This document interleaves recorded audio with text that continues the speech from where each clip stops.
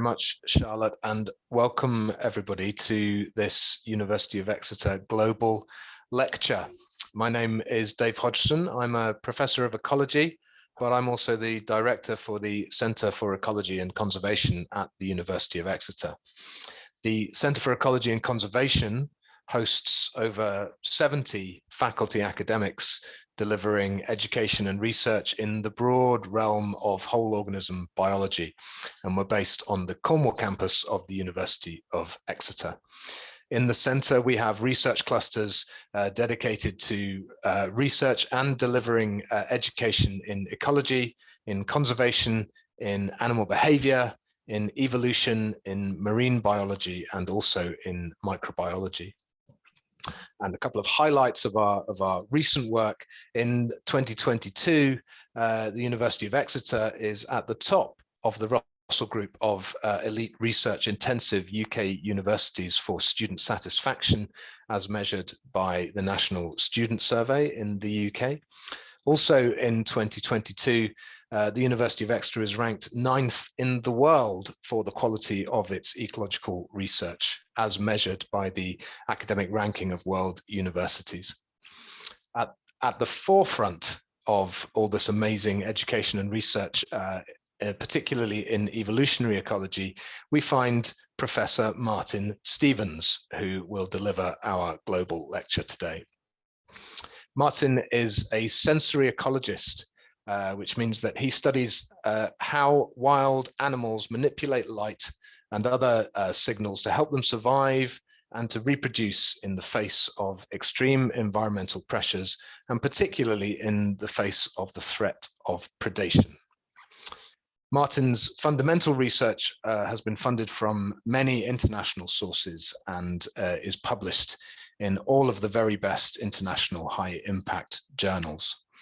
His applied research has produced a variety of software for image analysis in natural systems, but recently has also transformed how colour and structure is used to improve the welfare of horses at sporting events. And if you visit his sensory ecology website, you will also find a suite of online games designed to enthuse people about signaling in the natural world. But you will also find that those games are contributing directly to his program of research. Martin is also renowned all over the world for sharing his research with the public. He's authored several books on the topic of animal coloration, including, and perhaps in particular recently, Life in Colour, which is the scientific and visual delight that accompanies the acclaimed BBC documentary series, also called Life in Colour. Today, Martin will share a synthesis of his research group's work on the evolution of coloration in marine systems, with his talk entitled Chameleons of the Sea. So, Martin, over to you, and thank you very much. Well, thank you. Thank you very much for asking me to do this and for that introduction, Dave. I'll just share my screen so that you can see my slides. And do that. Right, hopefully you can see that okay, Dave. If you nod, if that's all right, good. Yes. Excellent. So yeah, well, it's a pleasure to give this talk, and thank you very much to everyone who's come along. The work that we've done in my lab has been pretty varied over the years. I'm not someone, and we're not a lab that's tended to stick religiously to one type of animal for our research. We're much more interested in the main questions regarding animal coloration and behaviour in nature. But what I wanted to do today was really focus on two species in particular that are found in the marine intertidal zone, particularly in the rock pools around Cornwall, and to kind of highlight their remarkable adaptations and diversity of life in order to cope with this incredibly challenging environment. So what's driven me and the research that we've done in our lab over the years, since the very beginning when I did my PhD, is trying to understand this. That's why on earth animals and plants and fungi and things like that, why they look the way they do. Why are some species very colorful? Why are some camouflaged? Why do some have spots and stripes? And why do some have squiggles? And basically, why do things look the way they are? And if you think about the functions of animal coloration in nature, there are actually only a limited number. They are for things like attracting mates. They're for things like avoiding predation, maybe in things like rivalry. Yet we have this incredible, almost absurd diversity in the way that animals look in the natural world. And a lot of that comes down to how their coloration is actually effective, how it works in different environments, and how it appeals, if you like, to the way that other animals see the world, which is often very differently from a human perspective. So a lot of what we've been doing has been studying animal coloration from the perspective of different species and how they see their environment. I often like to give this quote from one of my scientific heroes, Alfred Russel Wallace. So if you don't know who Wallace is, you should certainly look him up. He's well, aside from being one of the most influential and important explorer naturalists of the 1800s, traveling all across the world to document the variety of life and propose many theories about the natural world, Wallace, independently from Darwin, came up with a theory that was very similar to natural selection and published that in a joint letter with Darwin before The Origin of Species. But Wallace was also constantly using color in nature to support and provide examples for the Darwinian theory and natural selection and adaptation. And in this quote here, I won't read it out word for word, but basically he's saying that the study and the application of color in nature has been incredibly important in supporting our understanding of natural selection and adaptation. And Wallace wrote that well over 130 odd years ago now, but really unbiased. But I would say that that quote is every bit as true today as it was when he wrote it, because the study of color has had an enormous influence in our understanding of how evolution actually works. And some of the absolute flagship textbook examples of natural selection come from the study of color, things like the peppered moth and its camouflage during the Industrial Revolution, through to the genes that are involved in mimicry in tropical butterflies. So the first part of my career, I spent studying mainly insects and birds. And then when I moved to Cornwall about 10 years ago, was very fortunate to be kind of presented with this wonderful environment to study coloration in the natural world. And a lot of the work that we'd been doing at the time in the lab had been very theoretical, quite conceptual. And what I really, really wanted was some systems where I could study coloration, in particular camouflage, which I'll come to in a minute, out in the wild, as well as in the lab, and to try and understand how kind of the ecology of camouflage and coloration and how it actually works in different environments, and apply some of that theory to the natural world. So this is kind of the outer edges of the intertidal zone, a rocky shore environment where there's lots of rock pools and things like that. And really, this is one of the most biodiverse places you can ever come across. And in a relatively small area, you have a zone that's absolutely packed with life, just chock-a-block with species and high numbers of individuals in a way that you would find in hardly any terrestrial or fully marine environment. And the other thing about this environment is that it's an enormously difficult place to live. The tide comes in and out twice a day, changing the temperature, the salinity, and a variety of other things in that environment that the animals have to physiologically be able to cope with. They get battered by waves and currents, which are constantly hitting them. There's all kinds of changes in the weather and input from things like freshwater runoff. And every time the tide comes in, these animals are exposed to things like marine predators like larger fish. And when the tide goes out, they're then relatively exposed to terrestrial predators like things such as birds. So they're basically facing this enormously challenging environment. And if you, and they have to be able to cope with that. And one of the things about the animals that live there is if you look at them closely enough, you'll see that they are often incredibly diverse in their coloration, and that's often used to avoid predation. Although I say that, there are many mysteries about the color types as well. And that's one of the reasons I'm also attracted to this, is that things like, I don't know if you can see my cursor, but things like the sea anemones are extremely diverse and colorful, and we have no idea what their color is used for. The cushion star in the bottom corner is beautifully and intricately marked, but no one really knows why. And then you have things like in the other bottom corner, these blue rayed limpets, which they have these electric blue markings, again, which no one really understands what function they might even have.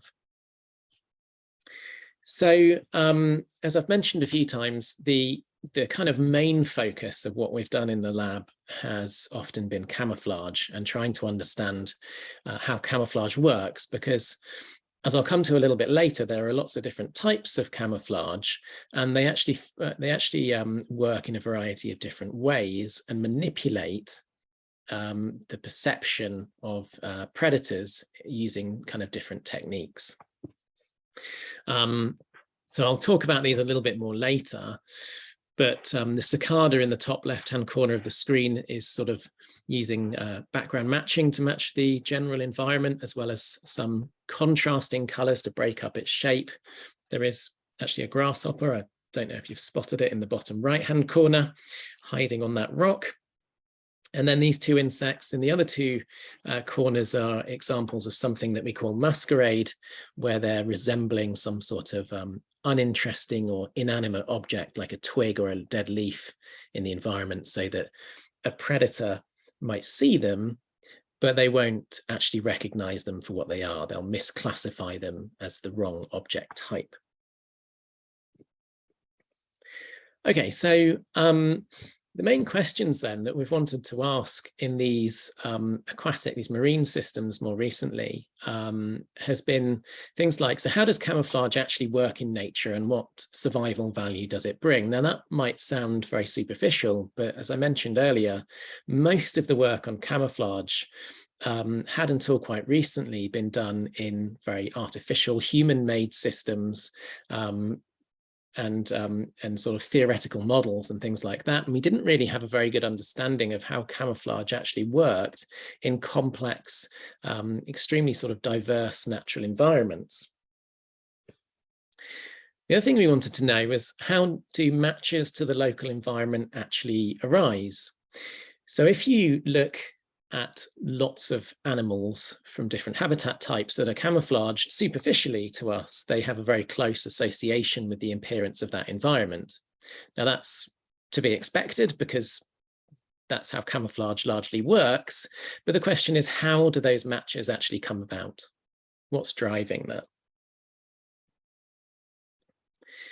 The third question is a little bit broader in many ways, and that is about how camouflage plays a role in driving diversity, both within species, so individuals of the same species often look very different, and also across species. So why does one species look very different from another, even though they might both be relying on camouflage and maybe even live in exactly the same habitat type?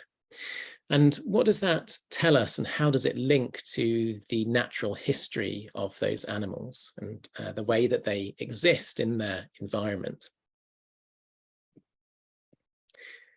Okay, so the first species that we really started to work on to answer these questions down here in Cornwall was this shore crab, often called the green shore crab.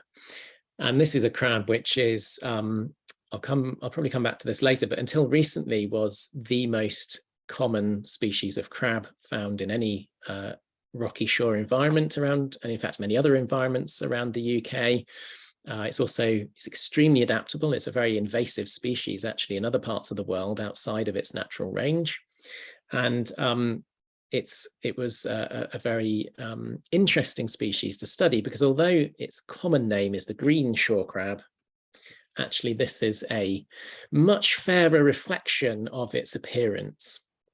So yes, they can be green, but they also can vary enormously in their colors and patterns. So they can be white, they can be sort of an orangey brown, they can have blotches or stripes or marbled type markings, and a whole range of other markings in between. And these, I should say, are mainly juveniles and subadults. And the reason why is I'll come back to that shortly and explain why that is.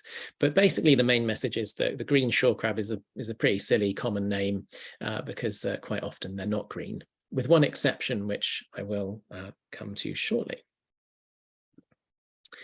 So when we first started to study these crabs, we knew that their camouflage was interesting, and there seemed to be something going on with regards to them in different environments and their camouflage. But we wanted to sort of more formally make a number of observations about their appearance and how they looked in different habitats. So, you know, to our eyes, these crabs look pretty well hidden against lots of backgrounds, but we want to delve into that in more depth and really try and get an understanding of their life history across the types of habitat which they can be located. So some of the very first work we did, which, you know, has continued over many years as a real team effort, but these are some of the main people that are involved. Alice was a research assistant, and Louisa and Nick were some brilliant master's students at Exeter, and Ossie a postdoc. And what we really started to do was to first of all characterize the appearance of the crabs in different habitat types. So this is just a real subset of a much larger data set. And really the main take-home message here is if you sample crabs from different habitat types like rock pools or mussel beds or mudflats, they show characteristic differences in appearance between those environments. So a little bit of my screen is cut off here by Zoom, but basically if I sort of look up in the top right corner where it says Helford, that's a mudflat type environment, and those crabs are mainly kind of dull and, as the common name suggests, greeny brown.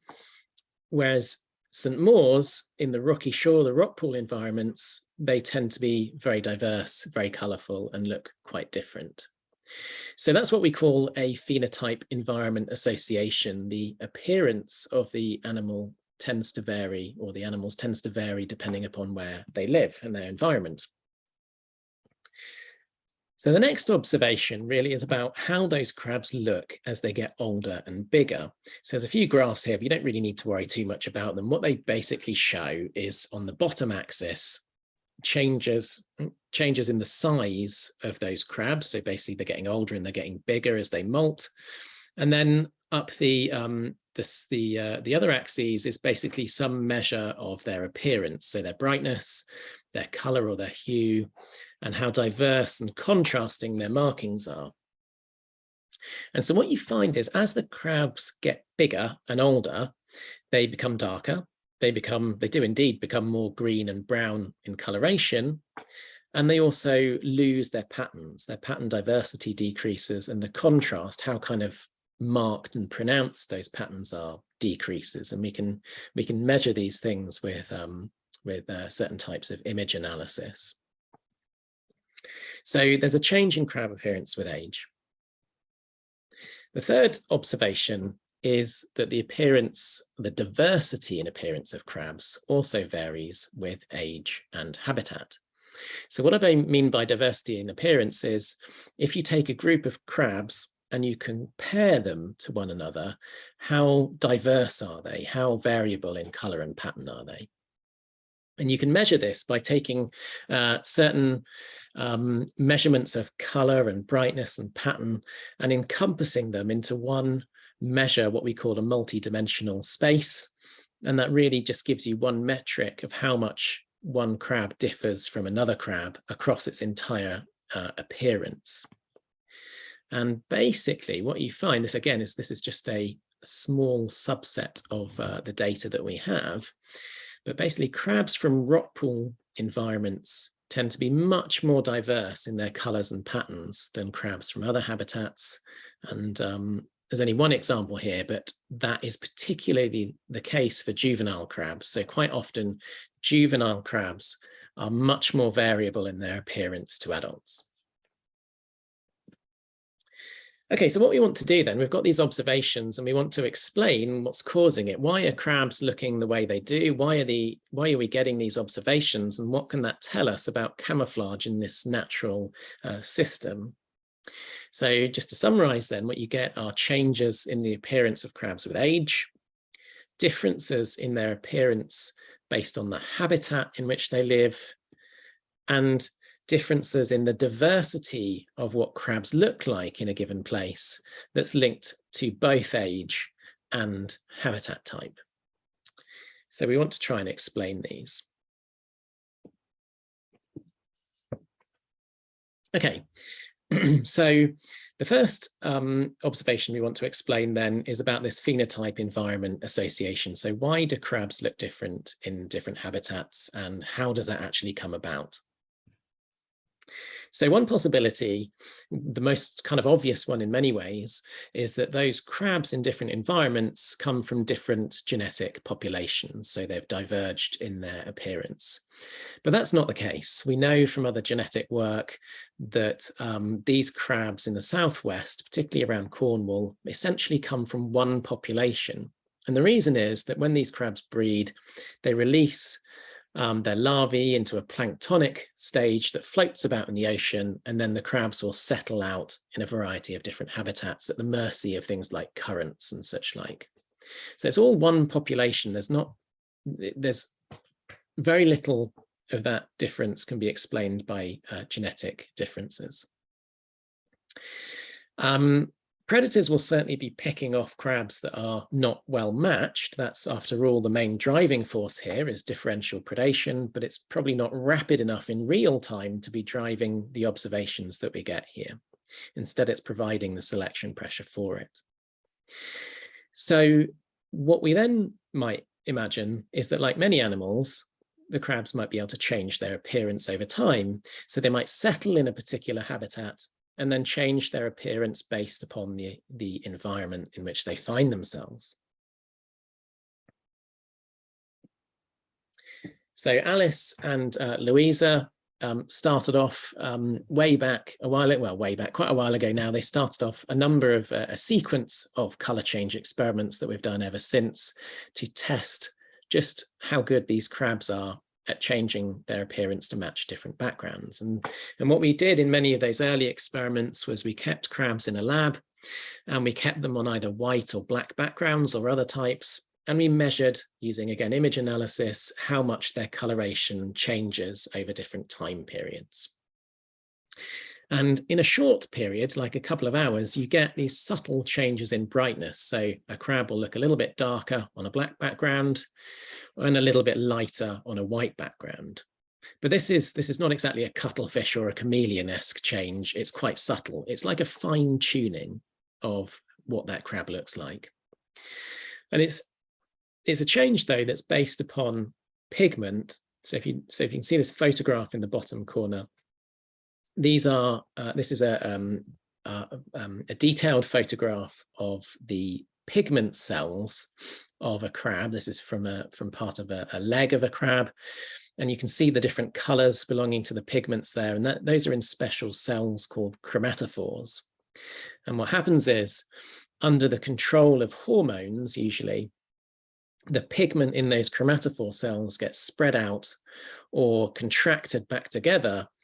And so by either spreading it out or bringing it back together and doing that with different color types, the crab can kind of alter its appearance over time. And that's driven by visual feedback from the eyes. So this is a short-term, really quite minor change, which probably enables crabs to cope with an unpredictable aspect to the environment. So maybe they're wandering around over the habitat and they end up on a darker background than a lighter one, and they might moderate their appearance to blend in a little bit more effectively. But it's not a mega change. Much more dramatic are changes that occur over a period of weeks. So this is work with Jenny Easley, who is a Masters by Research student, and with another professor here, Tom Tregenza. And what Jenny showed was that if you keep crabs for a period of weeks in the lab on either a white background at the top or a black background at the bottom, they can really change their appearance quite substantially.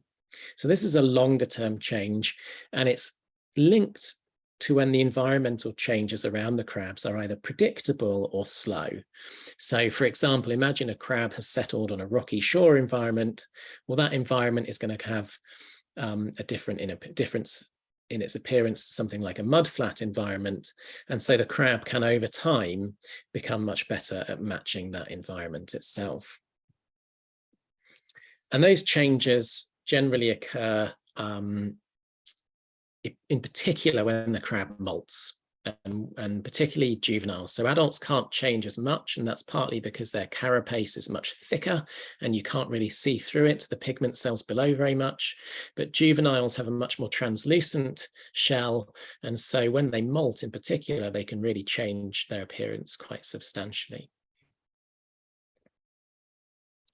And a PhD student, Sarah Minot, confirmed that what we expected but weren't sure was that this is a plastic change. That's a change that's reversible. So if you, in the top row here, take a crab that's relatively dark, it keeps happening, and you do it on, and you put it on a white background, it will get lighter. But if you then take that same crab and you put it back onto a black background, it will get darker. So there's an element of reversibility in this change. So it's not just that crabs are all having to go down a particular change in one direction and they can't reverse it. They can go back and forth to an extent, but obviously how much they can do that is limited because this is quite a slow change in itself.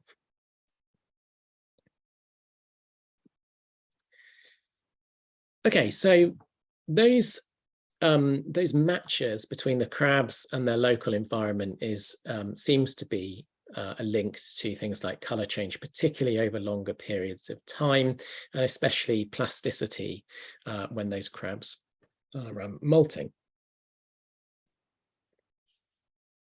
But that takes quite a while. As I mentioned, they can't change too quickly. And also most of these environments are not completely uniform. They have variation within them. So what we also find in the field is if you do a very detailed analysis of where crabs of particular color types are found in the environment, there's an association at a very micro scale, so over a meter or so, that links the appearance of a crab to a particular substrate type that looks in a certain way. So basically these crabs seem to be matching the environment on a very local scale as well. Now, one possibility for that is that they might actually be behaviorally choosing to sit in a location that matches their appearance. So another excellent master's student, Laura Twort, from a few years ago now, did some experiments where she took shore crabs and she made little mini experimental arenas. She gave them a choice of different background types, such as dark and light gravel. And she looked at whether crabs preferred one background type over another. And these are all controlled for odor and the size of the market, size of the gravel and everything like that. They only differed in terms of their appearance. And if you look across all the crabs in that experiment, there's a tendency for the crabs to prefer darker backgrounds. And that makes perfect sense because the crabs on average tend to be darker rather than lighter. Interestingly though, if you analyze the crabs as two groups, so crabs which are relatively brighter in coloration and those which are relatively darker in coloration, you find that their choice differs. So crabs that are relatively darker prefer to sit on the darker backgrounds, whereas crabs that are relatively lighter show a preference for light backgrounds. So that would suggest that somehow the crabs are making a choice of background type to sit on that is in accordance with their own individual appearance, or at least a type of appearance.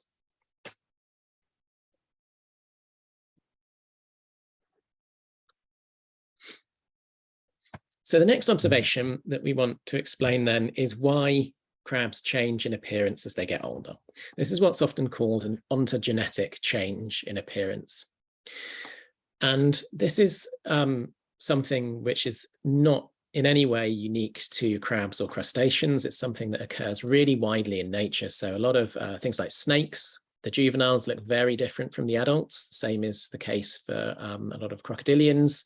It's the case for many mammals where coat color will be very different in juveniles to adults, and many other animals from there on. But there's very, very little known about why this actually happens, like what the function of these changes in appearance actually is. Like why does this even occur is very poorly known.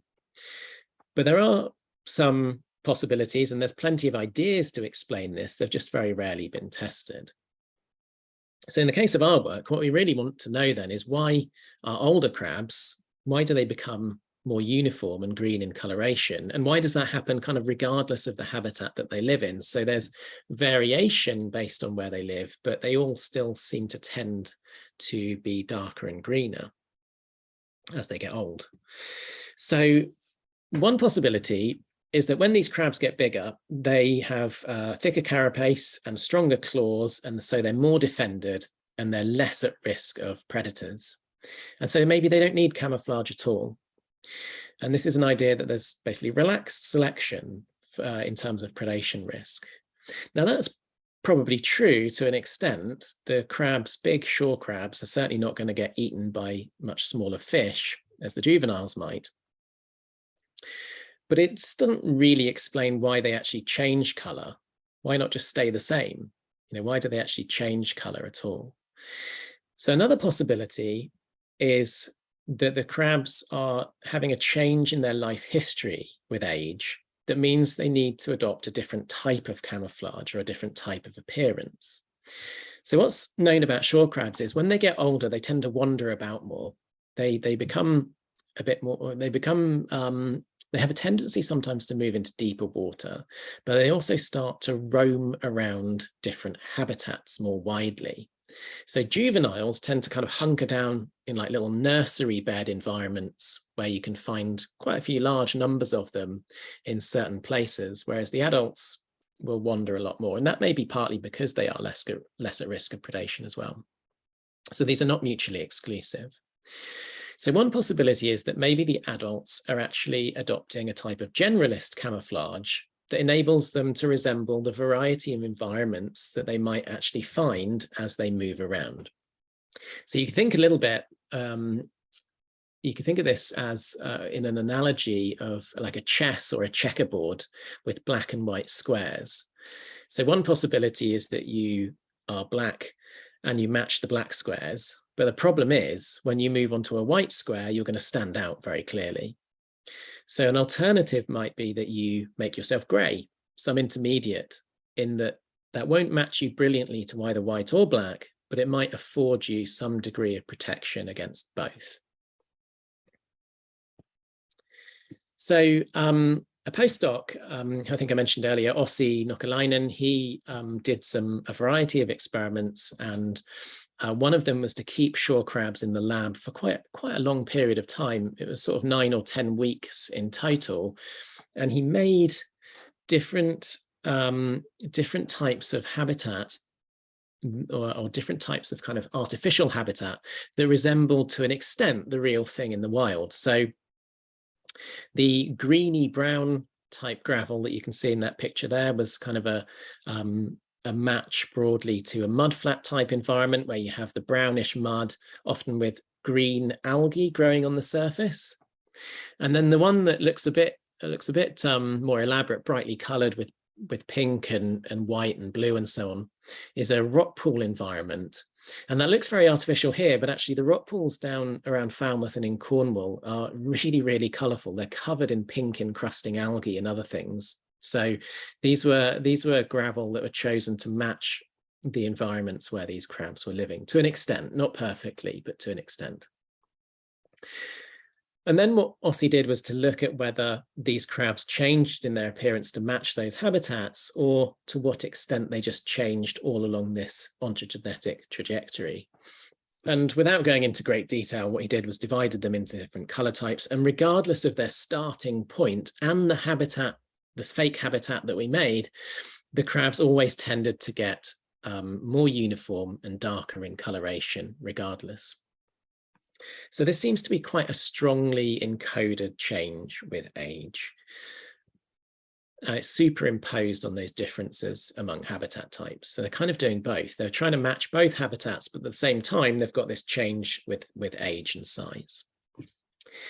So as luck would have it, we wanted to know what might be driving this. And one of the things we wanted to do was to look at how these changes in appearance translated into a survival value. And as luck would have it, the Natural History Museum at London, we were working with them on an exhibition that they were making for the public on animal vision and coloration. And they asked us to make a computer game, a citizen science game, whereby we could collect actual data for our research, while at the same time, members of the public could play these games and help contribute data to actual scientific research and learn about the study system at the same time. So it's a really nice, mutually beneficial arrangement, which enabled us to address this question. Because what we did was we took photographs of crabs from different habitats, and we then designed the game so that it would present these crabs against different habitat types. So rocky shore, mussel bed and mudflat. And the crabs would either be presented against their own environment, so a rock pool crab against a rock pool environment, or against an alternative habitat, so a rock pool crab against mussel beds, for example.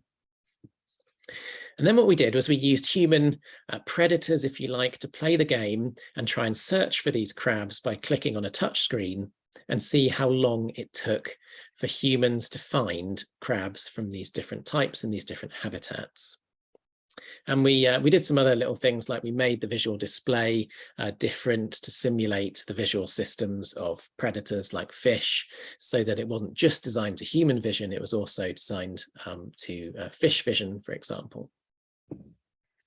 And there are quite a lot of data we got from this, but basically the short story is that we used fairly large crabs in this game. So basically adult type crabs, which have these uniform appearances to an extent.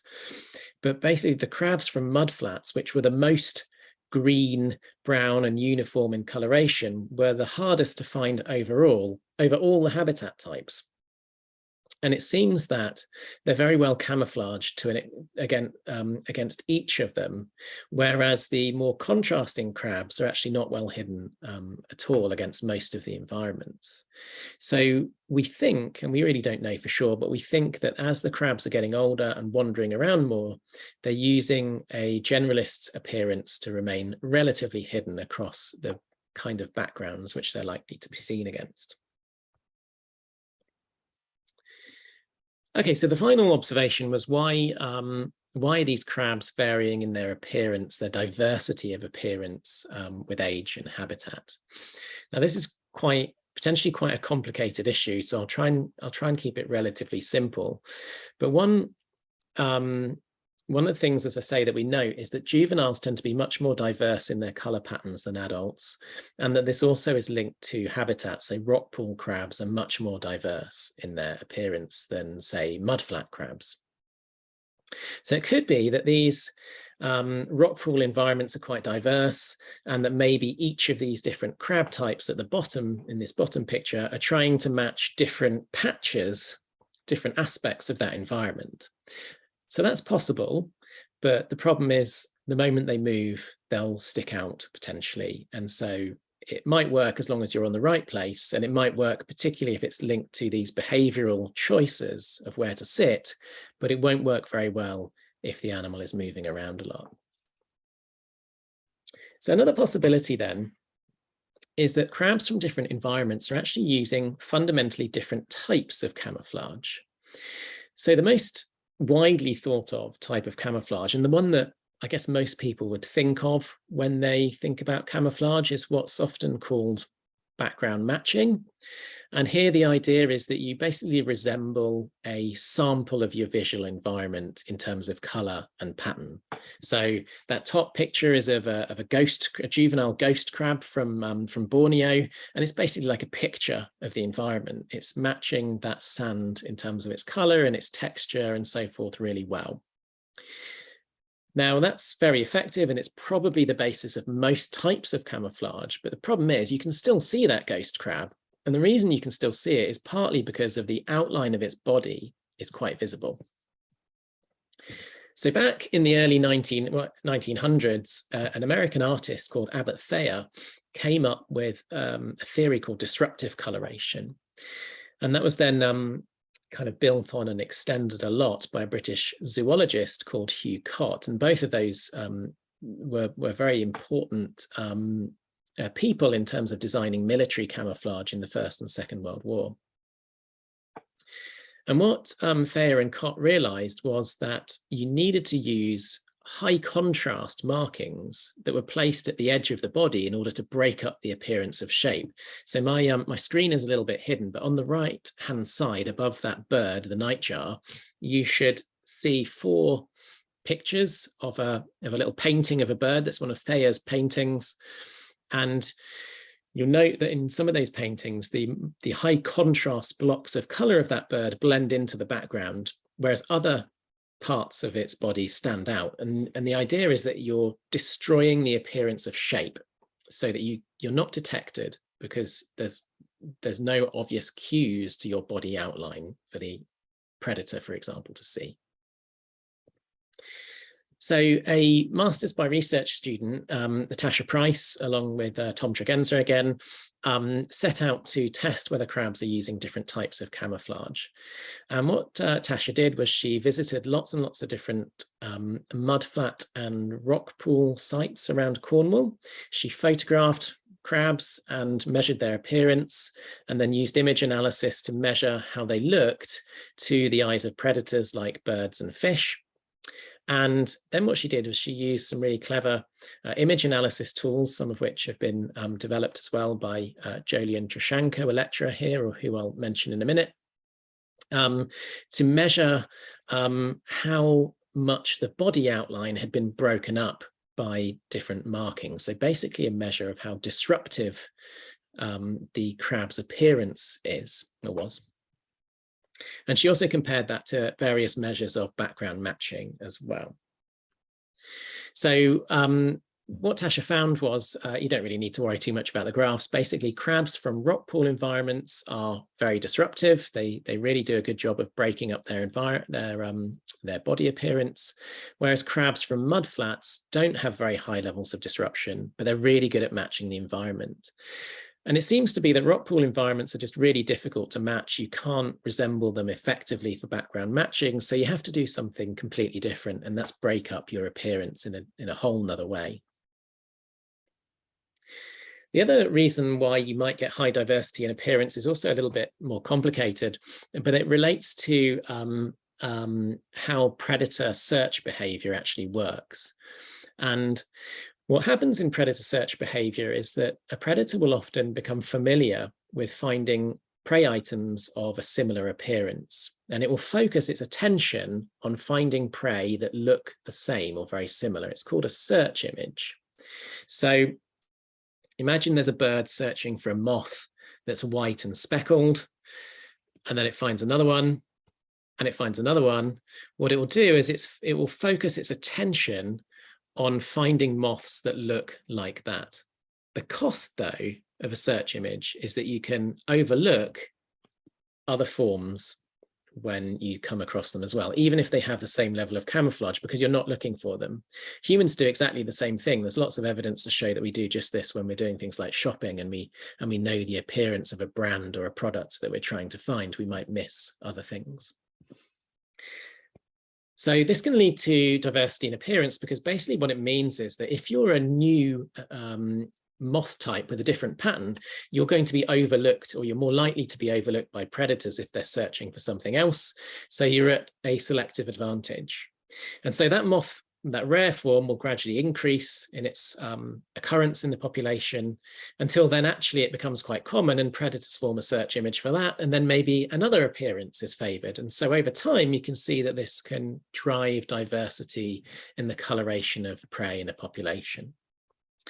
So we wanted to see if this was the case in the crabs and whether their diversity could interfere with search images. Now, this is a nightmare thing to try and study with wild animals, like in real predators. It's absolutely horrific type of work to try and do, because it's involved so much effort and training, and often, frankly, it's just not feasible.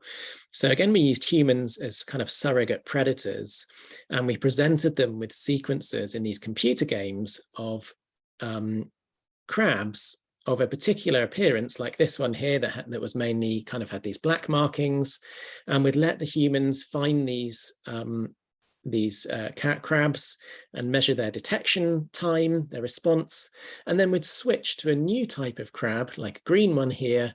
And what we would expect is that it would take the humans longer to find the green crab because they weren't looking for it. And we can then measure how much that performance declines to get an indication of how strong the search image was and how different color patterns interfere with it.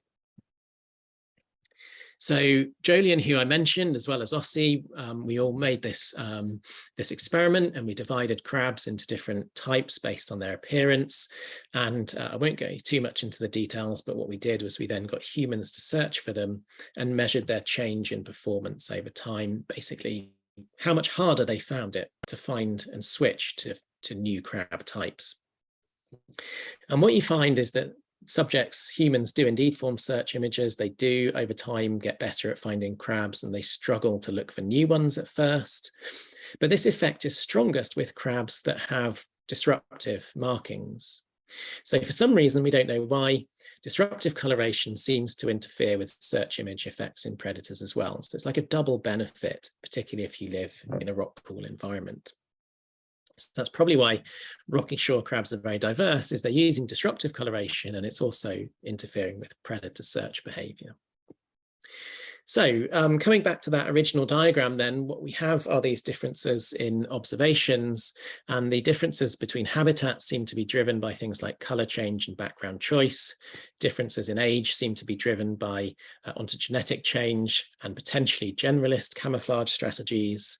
And differences in the diversity of crabs with age and habitat seem to be linked to different camouflage types being used and effects on predator search behavior.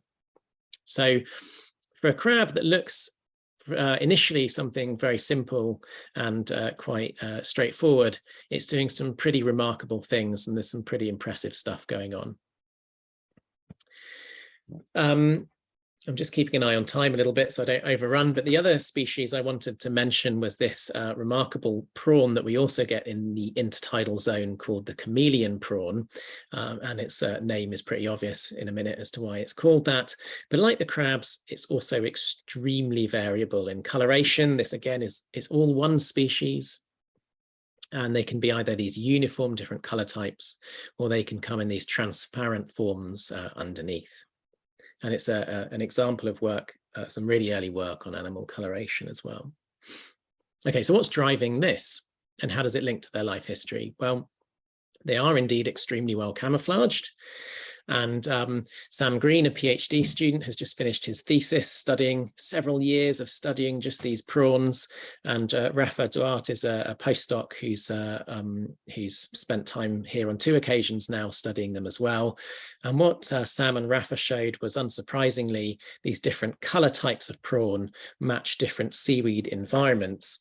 And that picture there at the bottom shows you a rock pool habitat that Sam took and shows you the diversity of appearance in the seaweed that these prawns have to actually match. It's an extremely diverse visual environment, so they've got to have some clever tricks in order to be hidden within that. And so what these prawns can do, as the name suggests, is change color. If you keep them on either red or green seaweed. The green prawns can change to a red coloration, as the picture shows, and the red prawns can change to a green coloration when they're kept on the relevant seaweed type.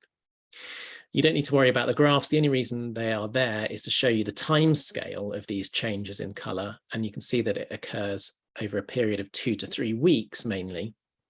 So these changes are slow, and they're probably to match seasonal changes that are going on in the algal types over the year. So what you tend to get in the winter is lots of red algae, and then the green sea lettuce grows in the kind of spring, and the prawns will change to match that as time goes on, as the year goes on.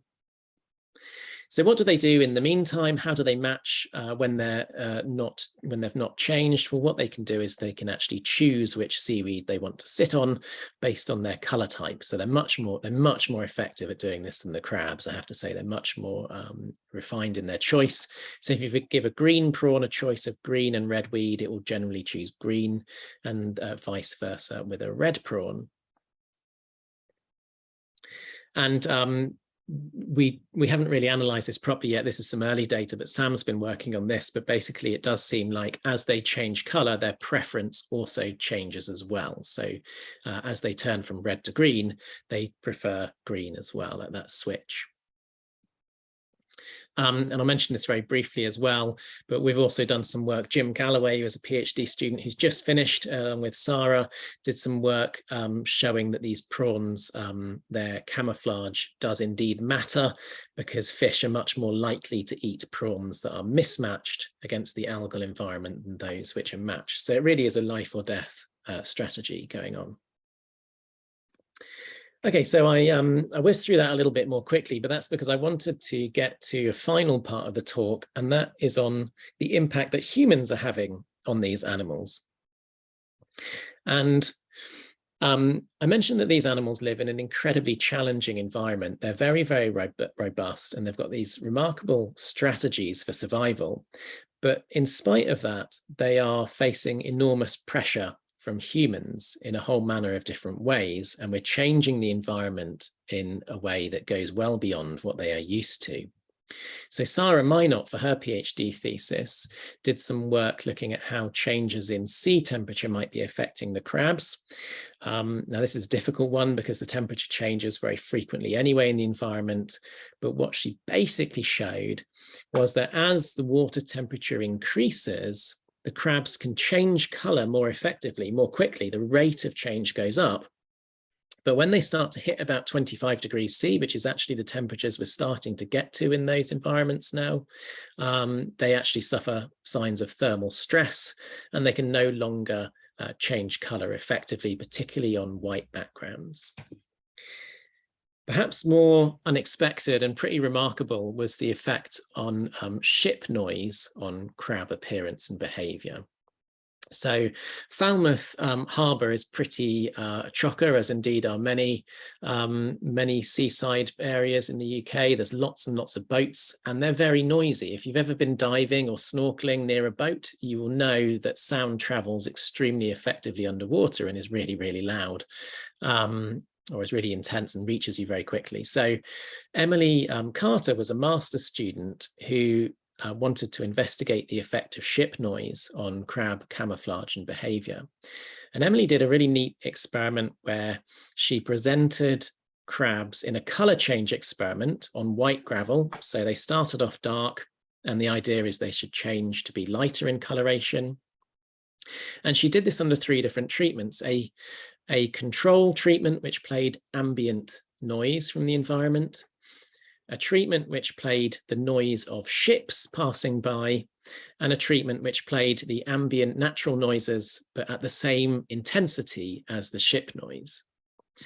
And what she showed remarkably was that the crabs will happily change color to white under the 2 controls, but they don't change color anywhere near to the same extent under ship noise.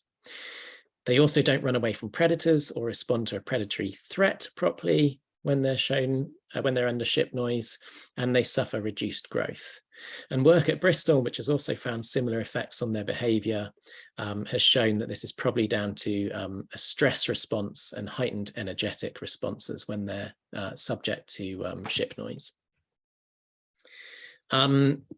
More recently, another master's student here who's just finished, Cara Rising, did an amazing job of testing whether mating behaviour in shore crabs is also affected by ship noise.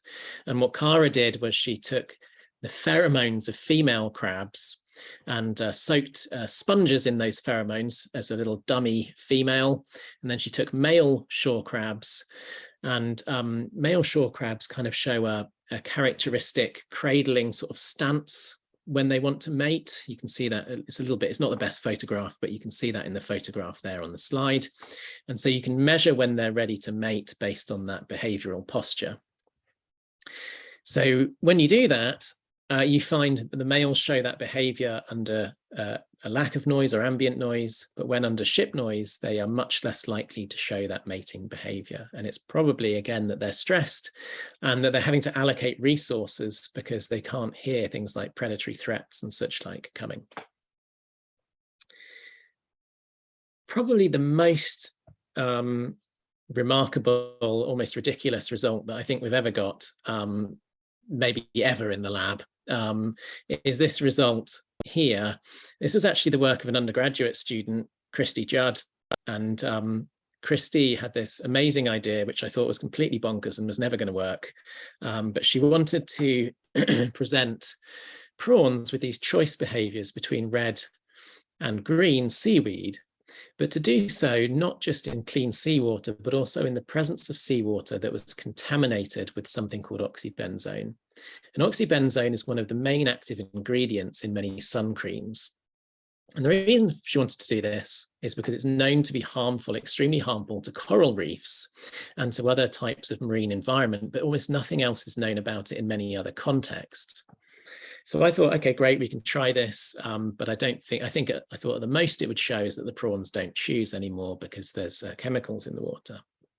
How wrong was I? Because actually what she found was something even more dramatic. So the control bars here show the choices of red prawns under clean seawater. And what you find is that they choose red seaweed over green. That's great.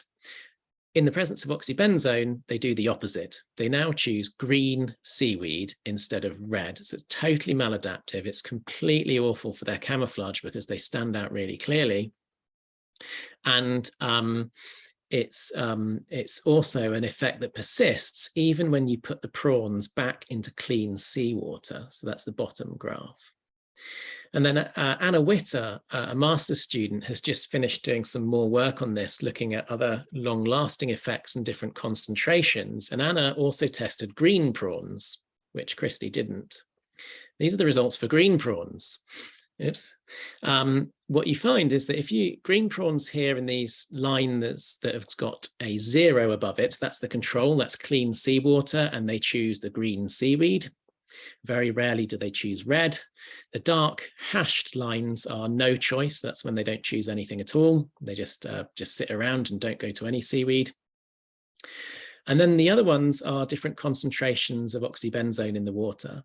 And what you find is the green prawns now start to either not choose at all, or they start to actively choose red seaweed. So they're choosing the opposite as well. So in the presence of oxybenzone, green prawns choose red seaweed and red prawns choose green seaweed, which is completely bonkers, but extremely worrying for their effects of these chemicals, which are often not banned in places outside of tropical coral reefs.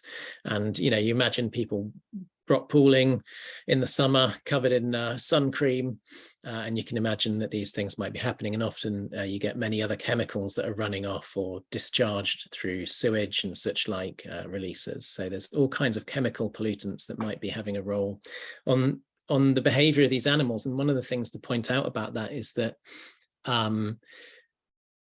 A lot of work is focused on lethal effects. So when you have a chemical in a water environment, it will have it will basically kill off animals, and people have studied at what level of concentration different chemicals do that. But what we're really starting to understand now is that you often get sublethal effects of chemicals that don't kill the animals directly, but they have a potentially significant effect on their behavior that can have a knock-on impact on their survival, like this essential behavior for camouflage.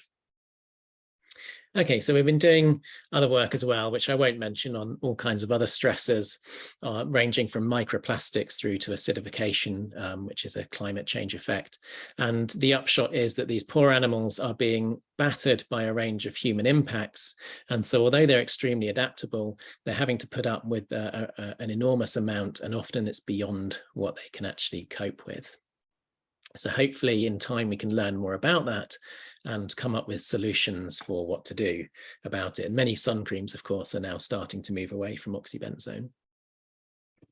Okay, so I think I'm basically out of time. So I'll just summarize by saying then that really what we've been trying to appreciate in these systems is that the appearance of these animals reflects a mixture of these wide variety and often complex camouflage strategies, which can reflect an interplay between changes in appearance and plasticity, changes with age, different strategies, and impacts on predator search behavior.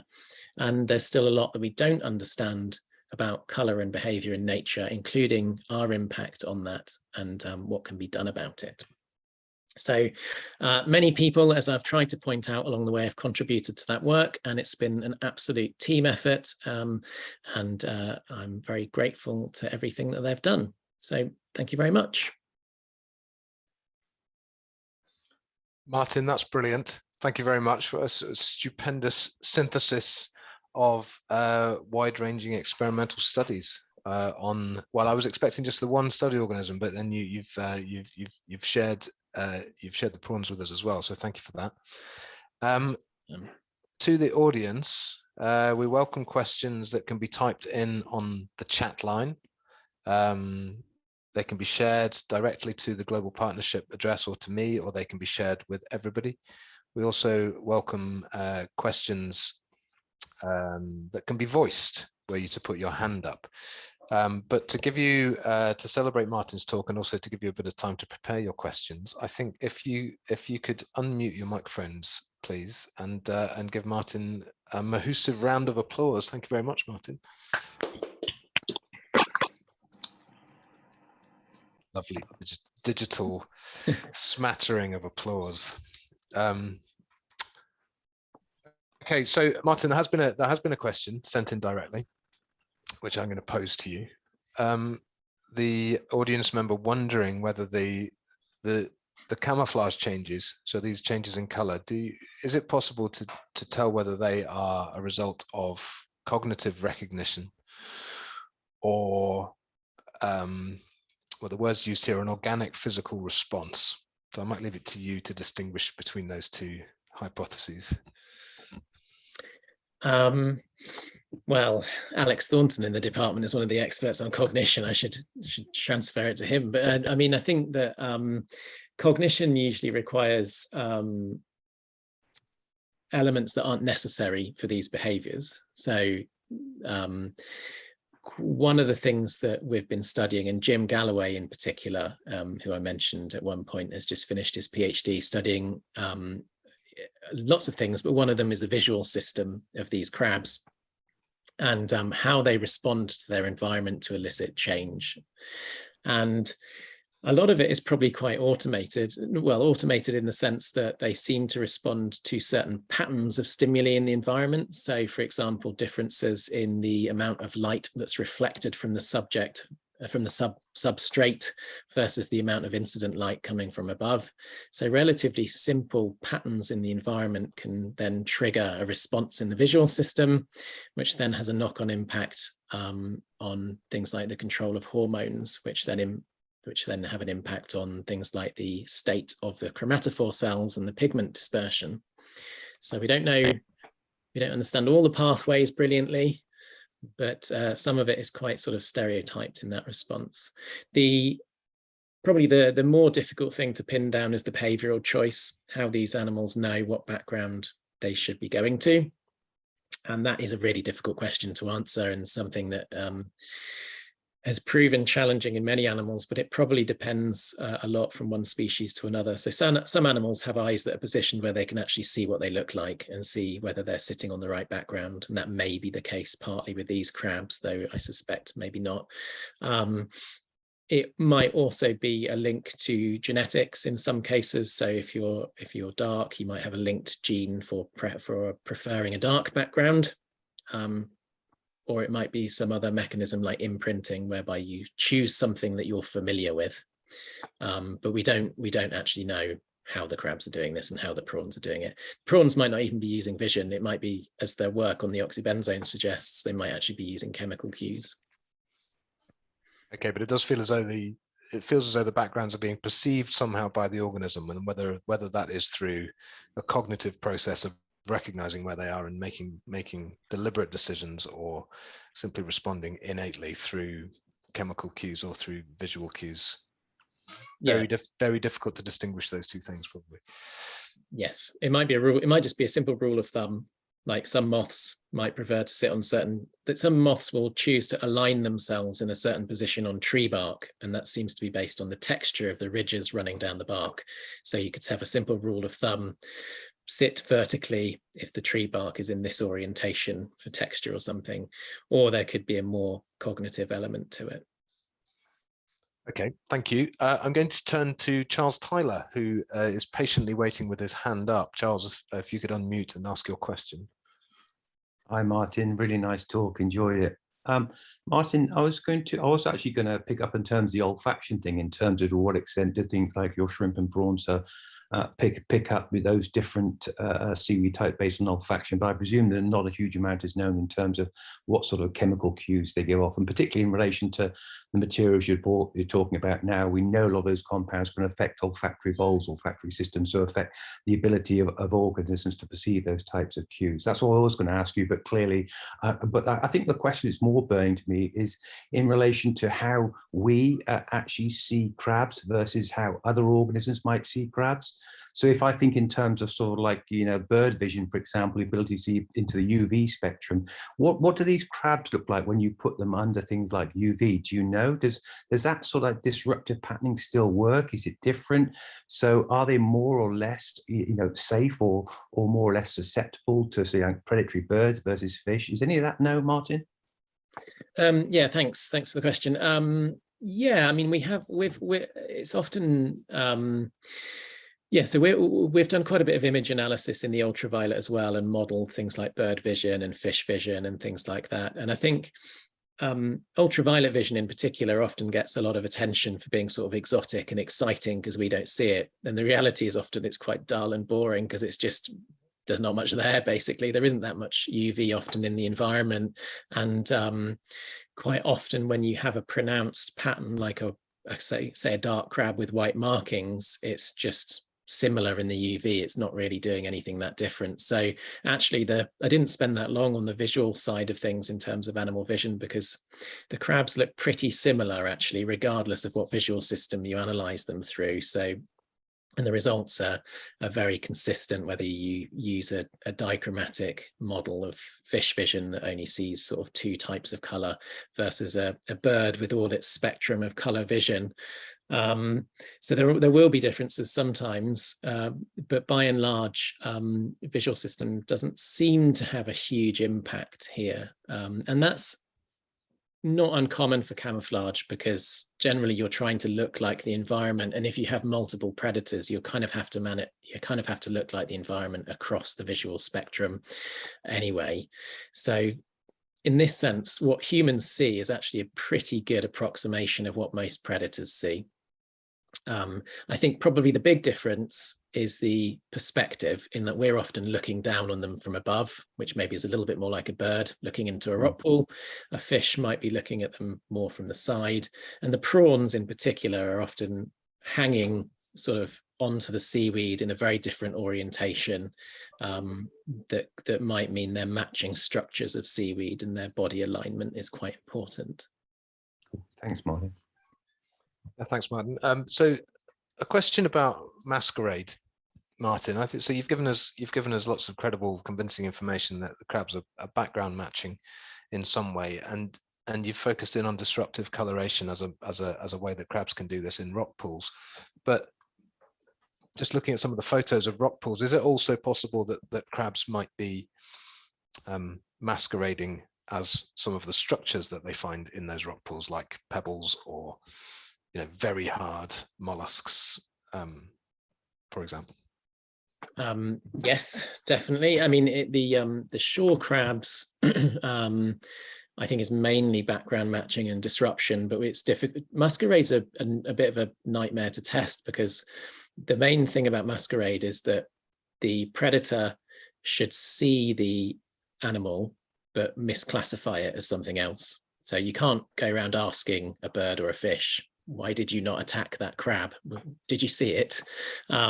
So you have to come up with some really clever experiments, which are, really difficult to do. But some people have done them in places like Newcastle, John Skelhorn, for example, to try and look at how predator response can be manipulated based on object resemblance and things like that.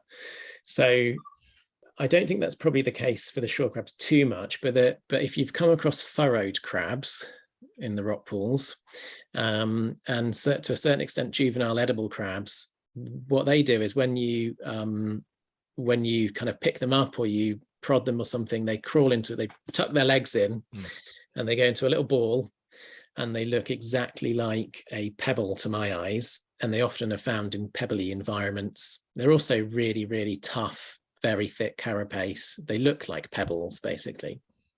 So I would bet good money furrowed crabs are masquerading as pebbles, but showing it is more tricky. And furrowed crabs, I mentioned shore crabs used to be very common. Actually, just while I remember, the reason I said that is because they're now really quite uncommon around lots of Cornwall, and that's partly, it seems, because furrowed crabs are now ridiculously common everywhere, whereas they didn't used to be. Which segues nicely into another question about changes in these environments. I'll read it verbatim so I don't paraphrase it too hard. Can we assume that the changes you observe in your green shore crabs are happening to crab species and prawns and other sea creatures all around the world as they adapt to localized climate change effects?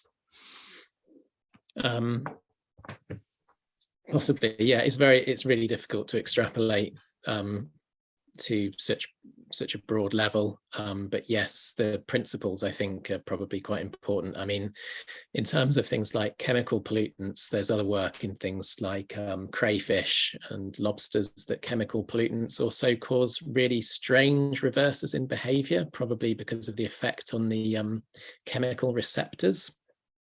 So this idea that chemical pollutants might just abolish behavior or kill the animal seems to be far from accurate in many doses. In fact, it might cause these really strange reversals in behavior. So those, I think, those kind of results are potentially quite robust in terms of other systems. There are also really dramatic community level changes which are going on. I've been studying the shore crabs and furrowed crabs and things like that here for about a decade now. And for the first 5 years, you could reliably say to any student, go down to the beach, and if you're not sure what species of crab you find, it's probably a shore crab. Now it's if you're not sure which species of crab you find, it's almost certainly a furrowed crab. And we find very few shore crabs now. And we don't really know for sure why, but there are these quite significant changes going on in these community levels. And it might be that the shore crabs, although they're quite robust at dealing with their natural environment, they're getting hammered by a whole bunch of other changes that they're not used to. And furrowed crabs are supposed to be increasing potentially because of rising water temperatures. And it might be that they're out competing the shore crabs, we're not sure. And that seems to be something which is quite widely predicted as well. There's a sense in what you've been telling us that there's quite a lot of detailed intricacies potentially involved in color changes, right? And so just to step into an environment and see colors of creatures doesn't mean that you can make presumptions about what is going on. It's perhaps frustrating in a sense that such detailed and long-term experiments have to be done to get to the bottom of what is actually happening. We might one day want to try and speed that up so that we can understand more systems.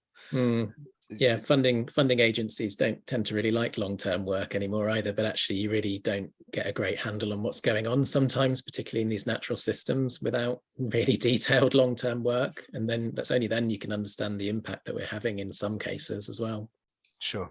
Okay, Michael Cooper is asking something about your rock pool habitats. And Michael, I think this question is about the crabs. So you saw a great deal of variation in crab coloration, particularly in the rock pool environment. Do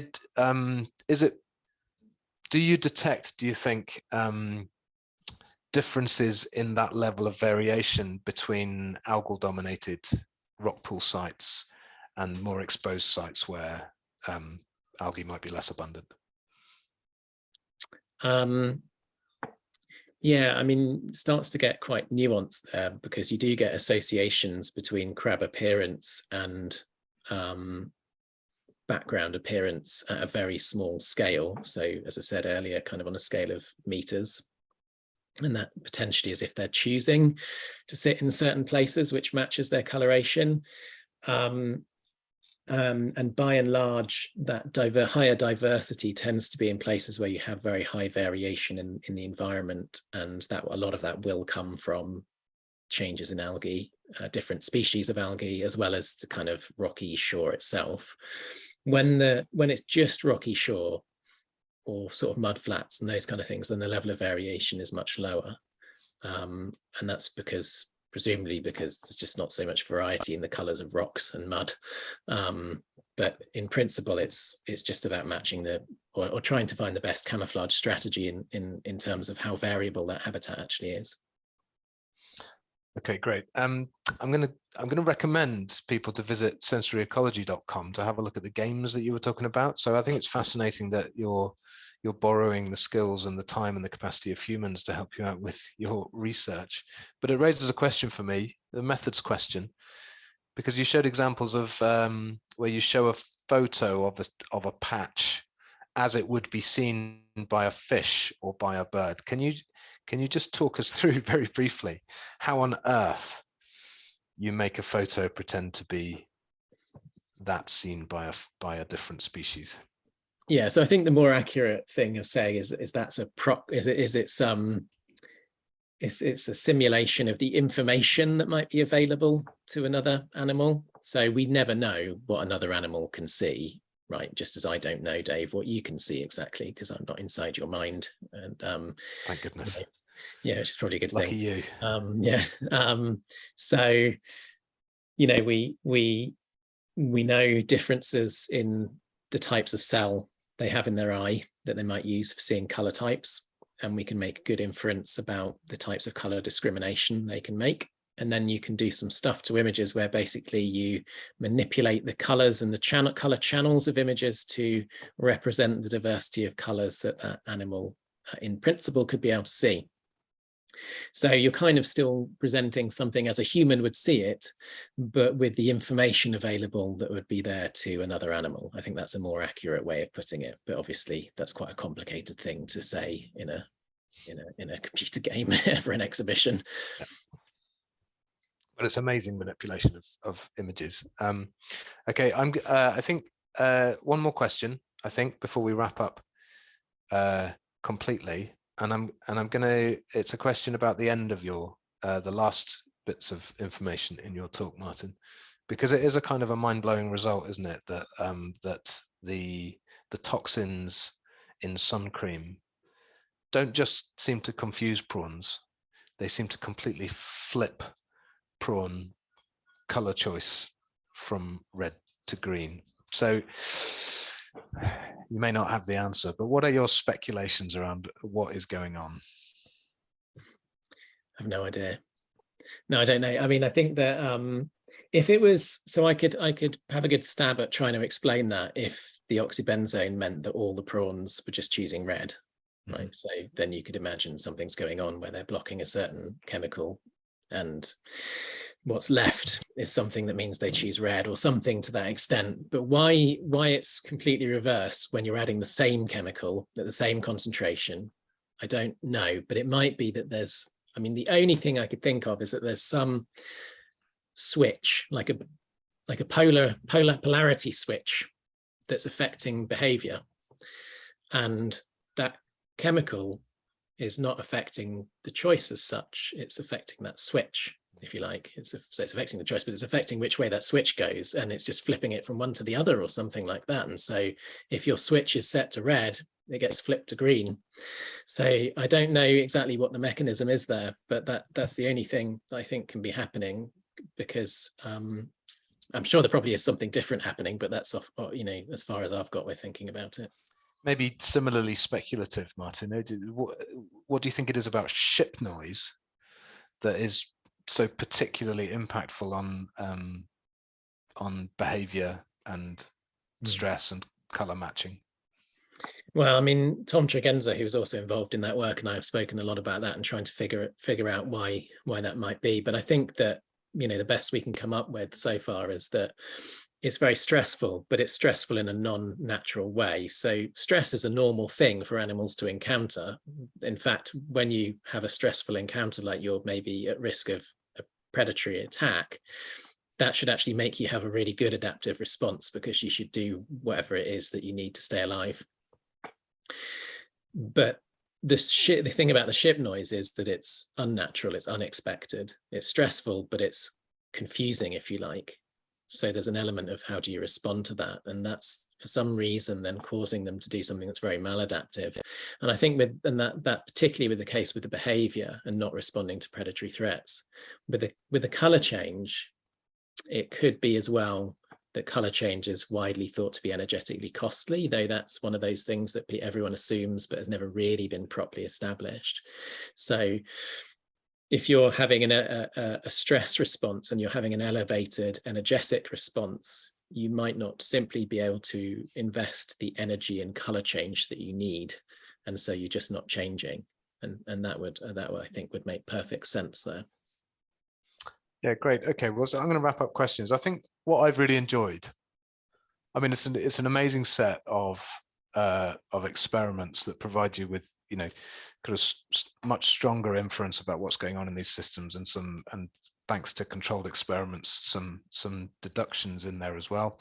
I love the fact that it has all the way through the series of experiments it has involved master's students, MSc students, masters by research students, postgrads, and postdocs in your research group.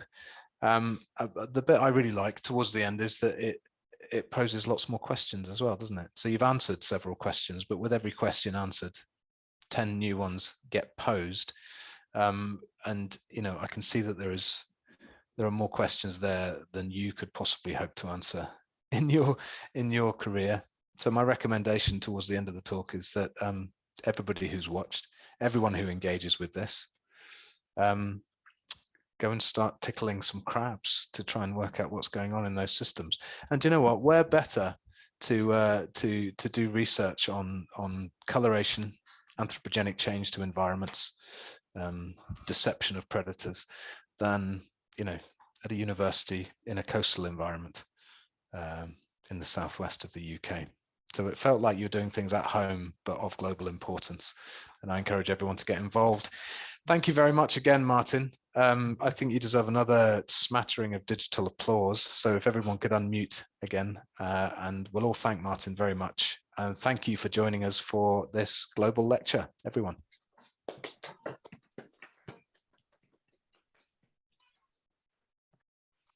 Thanks for asking me. Thank you. And thanks for coming, everyone.